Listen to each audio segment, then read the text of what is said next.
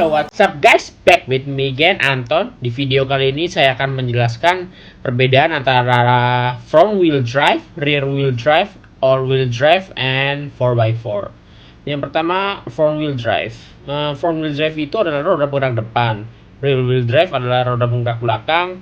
Nah, biasanya roda penggerak depan mesinnya kan melintangnya begini nih. Maksudnya melintang yang begini itu yaitu ketika businya kita buka 1, 2, 3 itu ke samping.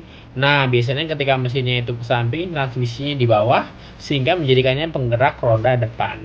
Kalau penggerak roda belakang biasanya businya ke belakang. Jadi urutannya itu biasanya mesin, transmisi, gardan, baru yang terakhir itu penggerak roda belakangnya.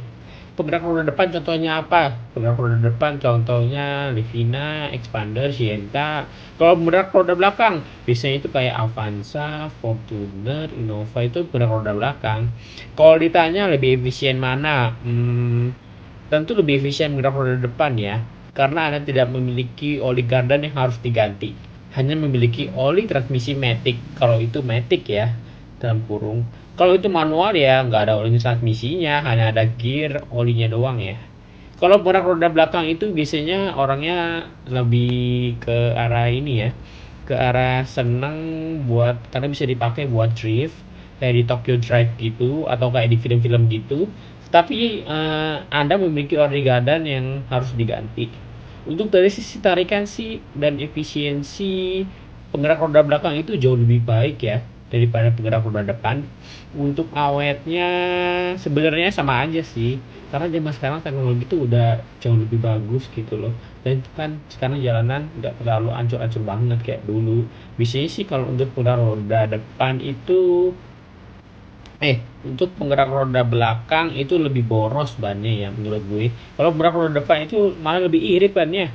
Karena biasanya tuh penggerak roda depan itu biasanya roda belakangnya awet terus. Kalau penggerak roda belakang itu ban belakangnya kena, ban depannya juga kena, lebih cepat habis jadinya. Kalau untuk all wheel drive itu semua rodanya bergerak, tapi ketika all wheel drive itu tidak ada option untuk mematikan salah satunya. Jadi yang namanya all wheel drive ya udah, jadi semua rodanya bergerak setiap saat. Jadi ada gardan di depan, ada gardan juga di belakang, jadi dua-duanya jalan ya. Beda ketika dengan 4x4 itu beda. Kalau 4x4 itu bisa milih, bisa depannya doang, bisa belakangnya doang, bisa dua-duanya jalan, bisa putaran tinggi dan juga bisa putaran rendah. Jadi ada yang forward, ada yang rear wheel, ada yang 2H, two wheel high, two wheel low. Jadi bedanya antara 4x4 dan yang lainnya itu. Kalau 4x4 itu biasanya lebih kompleks ya dan lebih rumit. Gearboxnya juga khusus karena dia kan harus mengganti high gear dengan low gear ya. Tapi memang 4x4 itu lebih banyak juga kan off-road sih gue rasa. Dimana jalannya masih lumpur, tanah, jadi ketika mobil terprosok jadi lebih mudah dan tidak terjebak ya. Nah untuk di kota 4x4 itu perlu nggak sih? Kalau menurut saya sih enggak ya, karena memang 4x4 itu didesain untuk off-road, bukan di dalam kota. Kelemahannya 4x4 adalah gear ratio-nya lebih rendah, sehingga dia nggak bisa kencang yang biasa.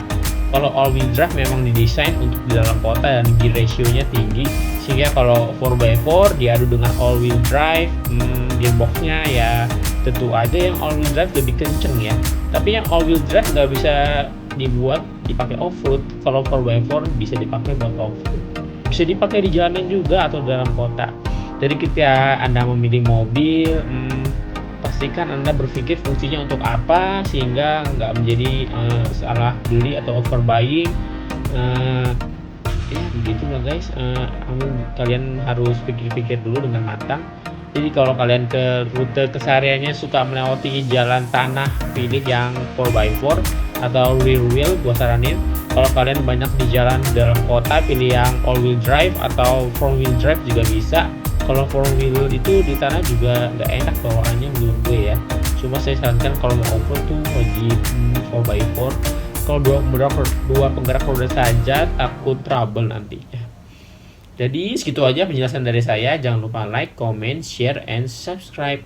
Thanks for watching. See you on my next video. Bye.